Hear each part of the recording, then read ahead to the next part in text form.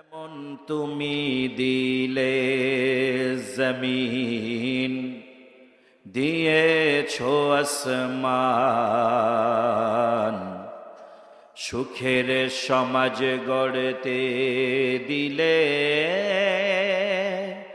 তেমনি কোরআন। সকলে জোরে সোরে বলেন মারহাবা। যেমন তুমি দিলে জমিন, দিয়েছো আসমান, সুখের সমাজ গড়তে দিলে তেমনি কোরআন। তোমার দয়ায় ফুরান, দয়ায় ফুরান, তোমার দয়ায় ফুরান। তৃষ্ণা নিবারণে দিলে স্বচ্ছ সাধু পানি, জঠর জ্বালা জোড়াতে আর ফল ফসল জানি। পথের দিশায় তেমনে দিলে রাসূল আকরাম, তোমার দয়ায় ফুরান, তোমার দয়ায় ফুরান। সকলে বলি মাশাআল্লাহ। কোরআনুল কারীমে তার হাবিব সাল্লাল্লাহু আলাইহি ওয়াসাল্লামকে বলছেন, কুল ইন্না সলাতি ওয়া নুসুকি ওয়া মাহইয়ায়া ওয়া মামাতি লিল্লাহি রাব্বিল আলামিন। সুবহানাল্লাহ। হে রাসূল বলুন, নিশ্চয়ই আপনার নামাজ, আপনার কুরবানি, জীবন মৃত্যু যা কিছু আছে সব জগৎ সমূহের পালন কর্তা আল্লাহ রাব্বুল আলামিনের জন্য। সুবহানাল্লাহ পড়েন। পৃথিবীতে যত নবী রাসূল এসেছেন, প্রত্যেক নবী রাসূলের দায়িত্ব ছিল আলা লাহুল খালক ওয়াল আম, সৃষ্টি যার, বিধান তার। আল্লাহর জমিনে আল্লাহর আইনকে বাস্তবায়ন করবে। কিন্তু আজ যখন আমরা আল্লাহর আইন বাস্তবায়নের মাধ্যমে জাতিকে সুখ ও শান্তির পথ দেখাতে চাই, তখনই কিছু লোক বলে ধর্মের সাথে নাকি রাজনীতি যায় না। জোরে বলেন ঠিক কিনা? আমি বিরোধ করতে আসি নাই, বিরোধ করব না, আমি শুধু আমার কথাগুলোই বলে যাই।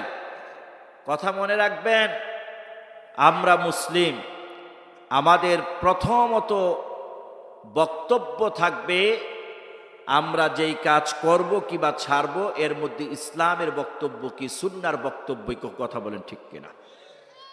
আমরা কোরআন এবং সুন্নাহকে প্রাধান্য দেব। পৃথিবীতে বিশেষ করে এই বাংলাদেশে 54 বছর এরকম অনেক মানুষ পাইবেন ভোটের দিন ভোট দিতে যায় না। এগুলো আমি পছন্দ করি না। এতে কি তার নাগরিকত্ব গেছে গা? তার গুনাহ হইছে? কিন্তু যদি সত্যিকার অর্থে ইসলামকে না মানেন, তাহলে কবর হাসর মিজান ফুলসেরাতে অবস্থা খারাপ। কথা বলেন ঠিক কিনা? তো আমরা আজকে সেই বিষয়গুলো নিয়ে কিছু কথা শুনবো ইনশাআল্লাহ তাআলা।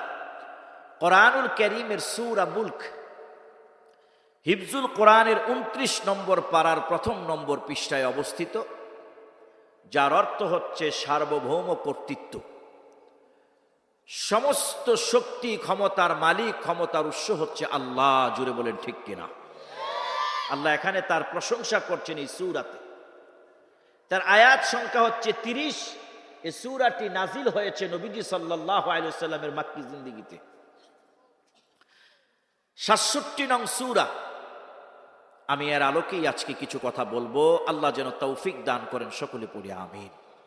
কারণ আল্লাহ তৌফিক না দিলে কারো শক্তি নাই আপনি নিজ থেকে কিছু বলতে পারেন। কথা বলেন ঠিক কিনা? আল্লাহ তৌফিক চাই। তৌফিক দাও আল্লাহ, ইলম দাও, গাইবি ইলম দ্বারা সিনাকে ভরপুর করে দাও, সাহেবে ইলম বানায়া দাও। সকলে পড়ি আমিন। সূরা মুলকের আলোচনায় যাবার পূর্বে তাফসিরে এর ব্যাপারে ফজিলত বা তার আমল নিয়ে কয়েকটি কথা আছে, সে কথাগুলো বলেই ইনশাআল্লাহ তাআলা আমি আলোচনাকে ধারাবাহিকভাবে সামনের দিকে এগিয়ে নিয়ে যাব। এটাও আলোচনার অংশ। কোরআনুল কারীম আল্লাহ রাব্বুল আলামিন আমাদেরকে দিয়েছেন সংবিধান হিসাবে। জুড়ে বলেন তো এটার নাম কি? কোরআন। এটা আমাদের সংবিধান, ঠিক কিনা? মাদ্রাসার একটা নির্দিষ্ট সংবিধান আছে, অর্থাৎ আইন আছে। যদি আইন না থাকে তাহলে ওই মাদ্রাসা ভেঙে পড়বে কাঠামো। শৃঙ্খলা যদি কোনো জায়গায় না থাকে সেগুলো মূল লক্ষ্যে যেতে পারে না। এই জন্য শৃঙ্খলা দরকার। যেমনিভাবে সমাজেরও কিছু আইন আছে, রাষ্ট্রীয় সংবিধান আছে। এখন পর্যন্ত বাংলাদেশের সংবিধান কম বেশি হবে 17 বার পরিবর্তন করা হয়েছে। আজ থেকে 1450 বছর পূর্বে কোরআন নাজিল হয়েছে। এ কোরআনের একটি জের জবর নক্তা ভুল ধরবে এমন শক্তি কারণ নাই, কিয়ামত পর্যন্ত নাই। কথা বলেন ঠিক কিনা?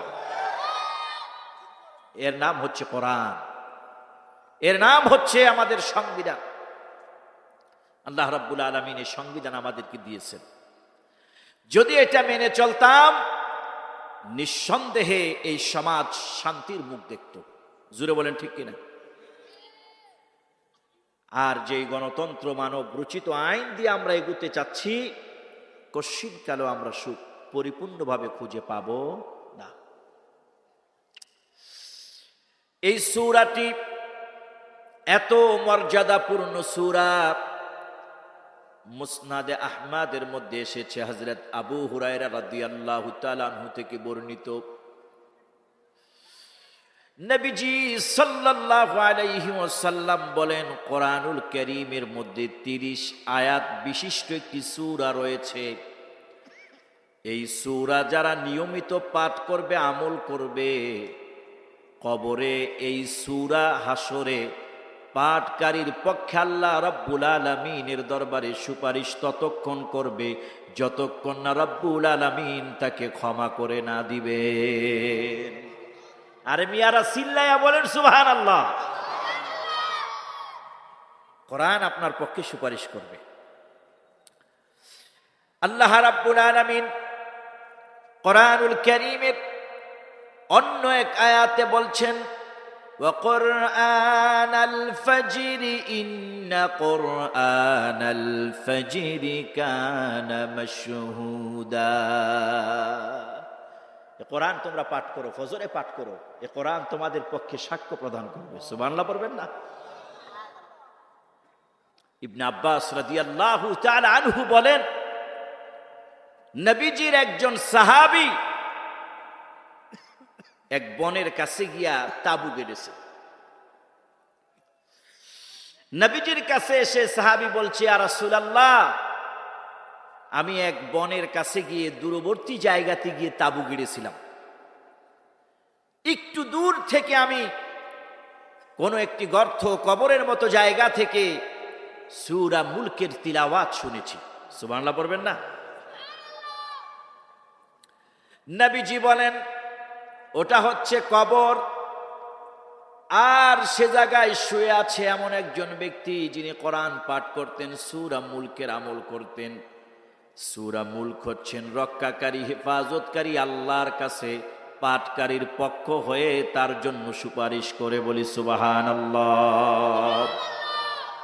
আমার ভাইয়েরা, এই বিষয়ে 2-4টি কথা বলতে চাই।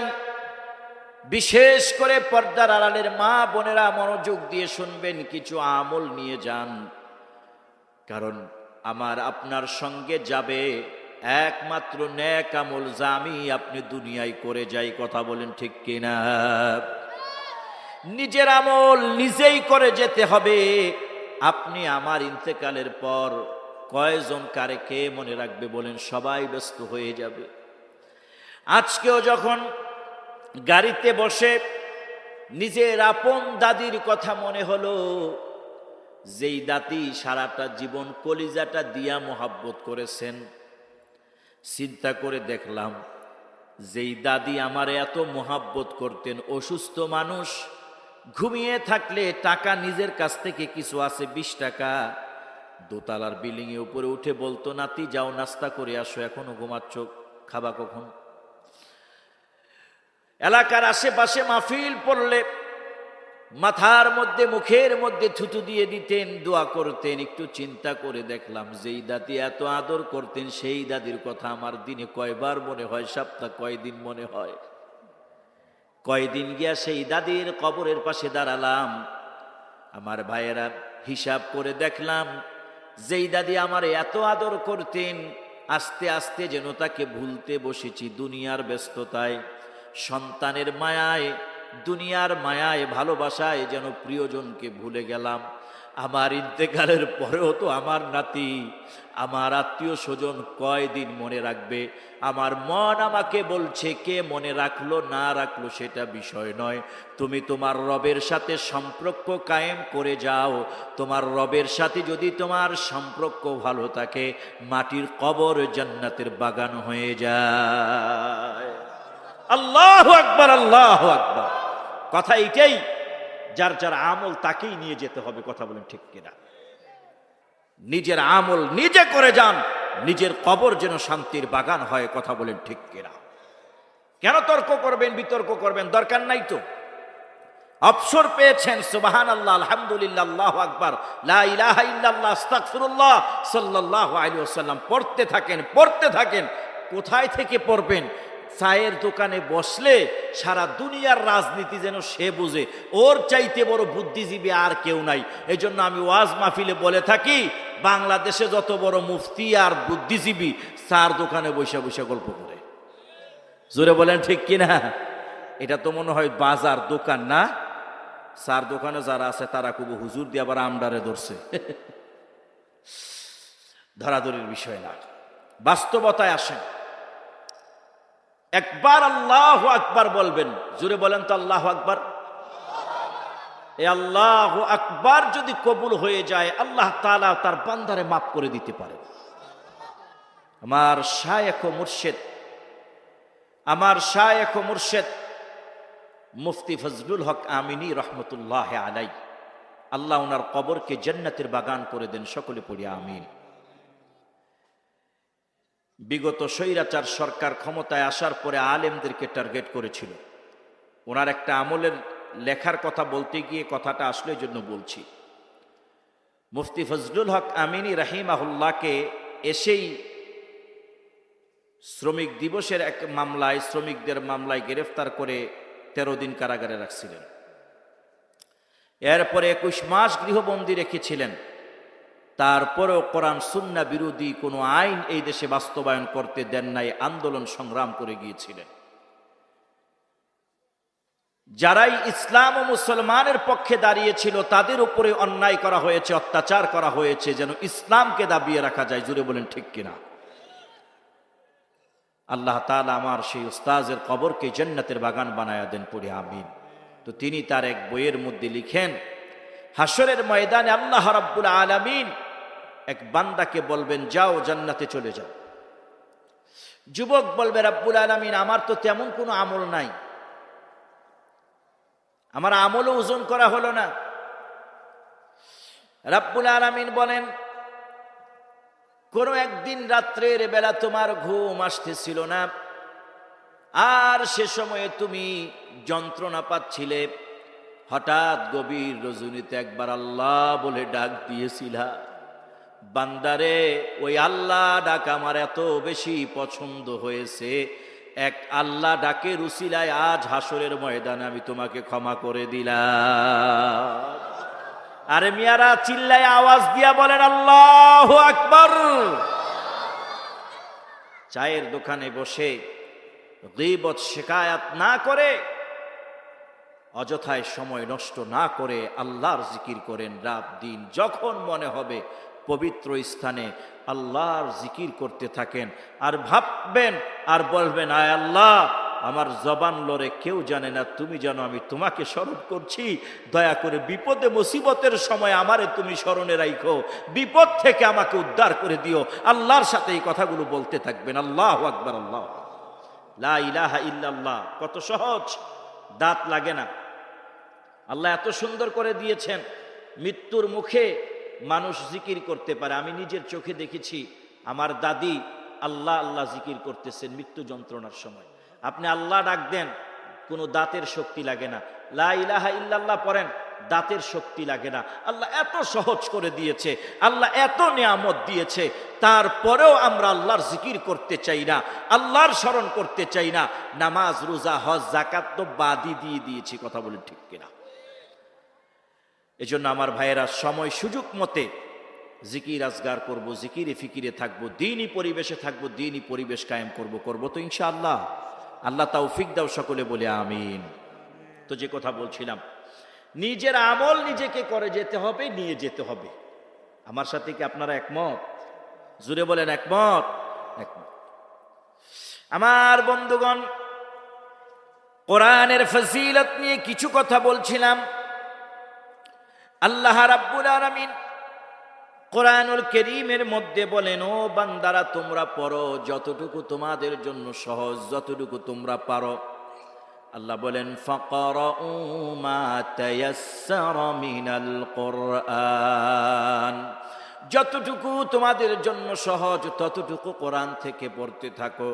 আমার ভাইয়েরা, আমরা সূরা ইখলাস, কুল হুয়াল্লাহু আহাদ, এই সূরাটি পড়তে পারি তো? জুড়ে বলেন পারেন তো? তো আমার সাথে একবার পড়েন তো, কুল হুয়াল্লাহু আহাদ আল্লাহুস সামাদ লাম ইয়ালিদ ওয়া লাম ইউলাদ ওয়া লাম ইয়াকুল লাহু কুফুয়ান আহাদ। রাসূলুল্লাহর সাহাবী আবু সাঈদ খুদরি রাদিয়াল্লাহু তাআলা আনহু বলেন, আল্লাহর নবী বলেছেন, সূরা ইখলাস যে আল্লাহর সন্তুষ্টির জন্য একবার পাঠ করলো, রাব্বুল আলামিন 10 পারা কোরআন তিলাওয়াতের সওয়াব ওই বান্দা বান্দির আমলনামায় দিয়ে দেয়। 3 বার পাঠ করলে 1 খতম কোরআনের তিলাওয়াতের সওয়াব আল্লাহ রাব্বুল আলামিন দিয়ে দেয়। আমার ভাইয়েরা দেখেন, কত সময় চলে যায় আমাদের খবর নাই। মাত্র 1 মিনিট সময়, তারও কম লাগে সূরা ইখলাস পড়তে।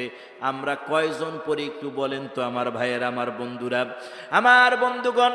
এই যে আজকে 11টা সন্তানকে কোরআনের হাফেজ হবার পর যে পাগড়ি প্রদান করা হলো, এটা তো স্বাভাবিক একটা আনুষ্ঠানিকতা, সাধারণ একটা আনুষ্ঠানিকতা। আল্লাহ রাব্বুল আলামিন কোরআনের বরকতে হাসরের ময়দানে তাদের মর্যাদা আরো বাড়িয়ে দিবে। যারা সন্তানদেরকে হাফেজ আলেম বানাইছেন তাদের কপাল বড় ভালো। আমার ভাইয়েরা, অনেক সন্তান এমন আছে, অনেক পিতার বক্তব্য আমরা বিরোধ চাই না। জাতীয় টেলিভিশনগুলোতে রিপোর্ট করেছে, বাবা ছিলেন সরকারি কর্মকর্তা, ছেলেকেও তার চাইতে বড় শিক্ষিত বানিয়েছে। ছেলে ইঞ্জিনিয়ার, ডাক্তার, পাইলট, বিদেশে থাকে। বাবা উপায় না দেখে বৃদ্ধাশ্রমে থাকে। এই শিক্ষা আর টাকার কোনো দাম নাই। সারা বাংলা ঘুরে আমাকে দেখাইতে পারবেন না একটা হাফেজ কোরআন আলেমের মা বাবা কষ্টে আছে কিবা সন্তান খবর নেয় না। এটা কোরআনের বরকত, তাকে ছোট থাকতেই ট্রেনিং দিয়ে শেখানো হয়েছে। আল্লাহু আকবার বলবেন না? এই জন্য আমার ভাইয়েরা, অভ্যস্ত হতে হয়। দিনদার এমনি আসে না। ছোট ছোট বাচ্চাগুলোকে প্রথম থেকেই আপনাকে দিনদারি শিখাইতে হবে। জোরে বলেন ঠিক কিনা? আমার কথাগুলো কি বুঝতেছেন? আমি কোনো কিচ্ছা কাহিনী বলতেছি না প্রয়োজনীয় কথাগুলো বলতেছি? বলেন তো, প্রয়োজনীয় না? যদি আপনার সন্তানকে ছোট থাকতে না শিখান তাহলে তো সে শিখবে না। আর মা বাবা যেমন যেই জিনিসের উপর আসক্ত, সন্তান সেই জিনিসের উপর আসক্ত হয়ে যায়। আমি একটা প্রমাণ দিই। দেখবেন এই দেশে অনেক সঙ্গীত শিল্পী আছে, নারী পুরুষ, গান বাজনা করে, আছে না? দেখবেন তার সেই ছোট্ট সন্তানটা যখন বুঝের হয়, সেও ওই গিটারটা দইরা বাজাইতে চায়, কারণ সে মনে করছে বাবা যেটা বাজায় এটা মনে ভালো, এই জন্য ছেলেরও সেই দিকে টেনে নিয়ে যায়। জোরে বলেন ঠিক কিনা? অর্থাৎ বাপ মা যেদিকে সেদিকে। আবার এমনও আছে 2-2.5 বছরের ছোট্ট মেয়েটা, ছোট্ট ছেলেটা বাবা মায়ের সাথে যায়, নামাজে দাঁড়ায় যায়, মা সেজদা করে, সন্তানও সেজদা করে। জোরে বলেন ঠিক কিনা? এই যে মাদ্রাসার ছেলেরা, তাদের মাঝে কখনো আপনি দেখবেন না তারা মাদকে আসক্ত হয়ে আছে না। কারণ ওই পরিবেশটাই সে পায় নাই। এই জন্য আমার ভাইয়েরা, অভ্যস্ত হওয়া বড় একটা জিনিস। যদি আমলে অভ্যস্ত হয়ে যেতে পারেন, যদি আমলে অভ্যস্ত হয়ে যেতে পারেন, অনেক সহজ। আমি একটা উদাহরণ আপনাদের সামনে দিয়ে যাই। এখানে এরকম মুরব্বীরা আছেন যারা 5 ওয়াক্ত নামাজ বছরের পর বছর পড়তেছেন। রংপুরে যাবেন, রংপুরে যাচ্ছেন, আসরে রক্ত চলে যাচ্ছে, আর ওই নামাজির কলিজা ফেটে যাচ্ছে, আহারে আমার নামাজ নি ছুটে যায়, আমার নামাজ নি ছুটে যায়। কারণ তিনি নামাজে এত অভ্যস্ত হয়ে গেছেন, নামাজটা ছোটা যেন তামাম পৃথিবীটা যেন তার মাথায় ভেঙে পড়ছে। এত কষ্ট আফসোস করতেছে, কারণ নামাজ তার অন্তরের ভিতরে ফিট হয়ে গেছে। আল্লাহ তার রুকু সাজদা কবুল করে নিয়েছে। জুড়ে বলেন, যে নামাজে অভ্যস্ত তার নামাজ ছুটলে মনে হয় পুরো দুনিয়াটাই যেন শেষ হয়ে গেছে। কথা বলে ঠিক কিনা? আবার যে নামাজ পড়ে না, অত ড্যাম কি ধর নামাজ পড়বো না। জুড়ে বলেন ঠিক কিনা? এরকম কিন্তু না আমার ভাইয়েরা, আমলে অভ্যস্ত হতে হবে। একটা কিচ্ছা শোনা, এতক্ষণ তো ওয়াজ শুনলেন, একটা কিচ্ছা বলবো। সবাই বললেন না বলবো? একটা কিচ্ছা বলি। দুলাভাই যখন শ্বশুর বাড়িতে আসছে, শালা শালিরা মিল্লা দুষ্টামি করে। দুলাভাইটা একটু আকল কম, এরকম আছে না কিছু মানুষ আকল একটু কম, তো শালা শালি গুতা দেয়, দুষ্টামি করে। দুলাভাই তো এরকম একটা লড়ে চড়ে না। ফোলা ফাইন কয়, দুলাভাই দি বেফতারে না রে, প্রশ্ন করে উত্তর দিতারে না। তো হঠাৎ দুলাভাই বইলা উঠছে, আমাদের বাড়িতে একটা গাবি আছে, গাবির একটা বাছুর আছে, বাছুর প্রতিদিন দুধ পান করে এই ছোট্ট একটা গাং পার হইয়া সে ঘাস খাইতে চইলা যায়। শালা শালিরা বলে, পাগল রে, চুপ ছিল, এটাই ভালো ছিল। কুরবানির সময় কত গরু টানলাম, পানিতে নামাইতে পারি না, আর গরু বলে পানিতে নামে, বাছুর বলে পানিতে নামে, এটা কোন কথা? কয় না, আমাদের বাড়িতে গেলে দেখবা।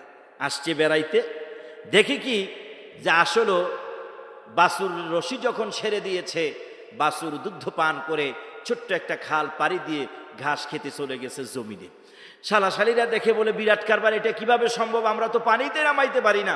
কয় হ্যাঁ, সম্ভব হয়েছে কিভাবে জানো? আমার বাবা এই বাছুরটা যে দিন থেকে জন্ম নিয়েছে, তারপর থেকেই দুধ পান করানোর পর এই বাছুরটাকে, বাছুরের মাকে এই খাল পার করে, পানি পার করে নদীর ওই পারে ঘাস খাওয়াইতে নিয়ে যায়। এখন বাছুরটাকে, এই গাভীটাকে নেওয়া হচ্ছে না কয়েকদিন ধরে, বাছুরটা নিজ থেকেই চলে যায়। ওই যে 2 মাস 3 মাস 5 মাস যেতে যেতে অভ্যস্ত হয়ে গেছে, এখন তার কাছে এটা কোনো ব্যাপারই না। সে নিজেই গাং পাড়ি দিয়া, পানি পাড়ি দিয়ে ঘাস খেতে জমিনে চলে যায়। আমার ভাইয়েরা বলেন, এরকম অনেক আছে। আপনারা তো গ্রামগঞ্জের মানুষ, আপনারা আমার সাথে এক হবেন। আপনারা গ্রামগঞ্জের মানুষ, গাবি কিনেছেন, গরু কিনেছেন, নতুন হাট থেকে নিয়েছেন, 1 মাস 2 মাস আপনি জমিনে নিয়ে যান আর আনেন। একবার এরকম হয়েছে যে আপনি কাপাইর দিয়া গরু ছেড়ে দিয়েছেন, আপনি মাঠে, গরু বাড়িতে এসে পৌঁছায় গেছে। জোরে বলেন ঠিক কিনা? অভ্যাস হয়ে গেছে, রাস্তা চিনে গেছে। ঠিক তেমনি ভাবে ছোটবেলা থেকে যেই নারী, যেই পুরুষ 5 ওয়াক্ত নামাজে আসক্ত হয়ে গেছে, 5 ওয়াক্ত নামাজে অভ্যস্ত হয়ে গেছে, কোরআন তেলাওয়াতে অভ্যস্ত হয়ে গেছে, ওই নারী আর ওই পুরুষ কোরআন তেলাওয়াত ছাড়া, নামাজ ছাড়া থাকতে পারে না।